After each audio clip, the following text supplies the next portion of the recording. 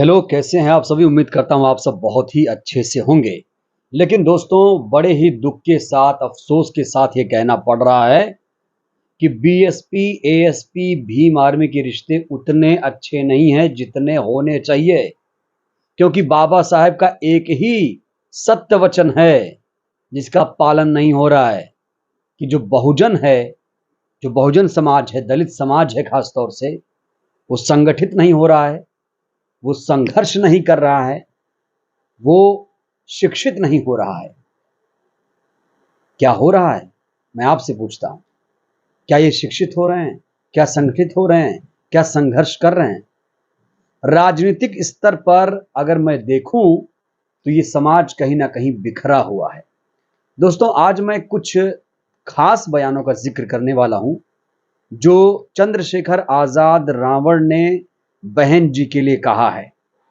क्योंकि 24 का जो चुनाव है बेहद ही करीब आ चुका है और ऐसे में समान विचारधारा के दलों को साथ आना जरूरी हो गया है। लेकिन ऐसे बयानों से कहीं ना कहीं जो दूरियां हैं खास तौर से वो बढ़ती हुई नजर आ रही हैं, जो बाकी दूसरे दलों के लिए शुभ हो सकती हैं। तो दोस्तों, एक बहुत महत्वपूर्ण बयान मैं आपको याद दिलाऊंगा।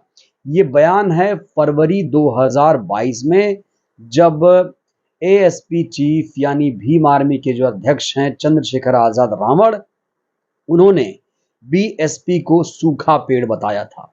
उन्होंने ऐसा क्यों कहा था वो भी मैं बताने की कोशिश करूंगा, बशर्ते आप लोगों को पूरा वीडियो देखना पड़ेगा, तभी पूरी बात आपको समझ में आएगी। उन्होंने कहा था कि बीएसपी सूखा पेड़ है। अब बयानों को देखिए जरा। ये फरवरी 2022 की बात है, यानी उस समय चुनाव चल रहा था। 2022 में उत्तर प्रदेश में चुनाव चल रहा था। अखिलेश और ये दोनों साथ साथ थे और जानते हैं 2022 में क्या हालत थी बसपा की। क्या हालत थी? एक सीट पाई है बसपा। 2007 में इनकी सीट थी 206, लेकिन हालत बसपा की ये हो गई है कि अब एक सीट इन्हें विधानसभा में मिल रही है। चार चार बार उत्तर प्रदेश की मुख्यमंत्री रह चुकी हैं मायावती जी, लेकिन अब उन्हें 2022 के विधानसभा में एक सीट से संतोष करना पड़ा। तो चलिए इसके आगे मैं बात करता हूं। इसके आगे आऊं तो मई मई मई 2022 यानी चुनाव होने के बाद रावण ने बहुत बड़ा हमला बोला। उन्होंने कहा कि बहन जी बहुजन समाज की सौदागर हैं। ध्यान से सुनिएगा, क्या कहा? बहुजन समाज की सौदागर हैं बहन मायावती। यानी जो चुनाव हुआ, नतीजे आए, उसके बाद बहुत बड़ा हमला बोला। और ये बयान बहुत मायने रखता है अपने आप में कि जो दूरियां, मैंने कहा ना, खटास जो है वो बहुत ज्यादा बढ़ी थी। चलिए और आगे आते हैं। अब दिसंबर 2022 में क्या हुआ, कैसे दोनों के बीच और ज्यादा दूरियां बढ़ी, वो मैं बताता हूं। अखिलेश यादव ने एक बहुत बड़ा बयान दिया। अखिलेश यादव ने कहा कि बहन जी अब कुछ नहीं है, बहन जी अब शून्य की स्थिति में आ गई हैं, एक सीट पाई हैं, इसलिए मैं भीम आर्मी को ही बीएसपी का विकल्प मान रहा हूं। और ये बहुत बड़ा बयान है दोस्तों, ये बहुत बड़ा। बीएसपी के बारे में इतना तीखा हमला किसी ने नहीं बोला। क्यों? क्योंकि जो प्रदर्शन है बीएसपी का लगातार घट रहा है और इससे लोगों को मौका मिल रहा है और बहन जी भी मौका दे रही हैं। वो कैसे, मैं आपको बताऊंगा।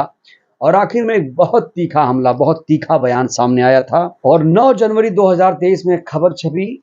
खबर ये थी कि मायावती से राजनीतिक जमीन छीनना चाहते हैं अखिलेश यादव, चंद्रशेखर के भरोसे बड़े खेल की तैयारी। तो देखिए कैसे कैसे खेल खेले जा रहे हैं। खतौली जब चुनाव हुआ था, आपको याद होगा, खतौली सीट कहीं ना कहीं चंद्रशेखर आजाद के भरोसे ही इन लोगों ने जीती थी।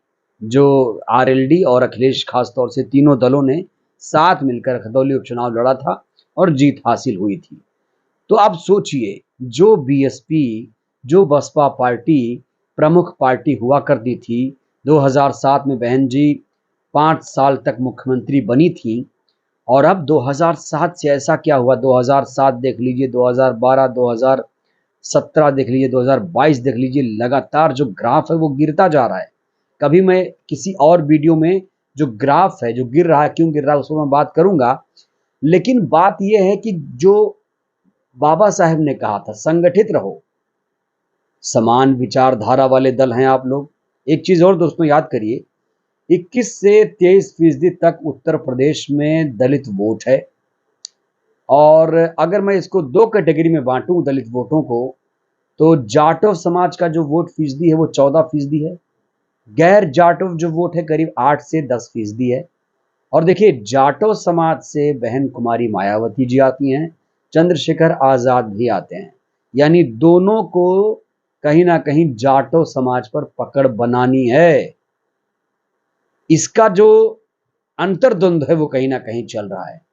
इन बयानों से आपको क्या लग रहा है, ये जो बयान हैं क्या ये दूरियां मिटा पाएंगे? ये बहुत बड़ा सवाल है दोस्तों। 2024 की जो तैयारी है वो चल रही है, विपक्षी एकता भी दिख रही है।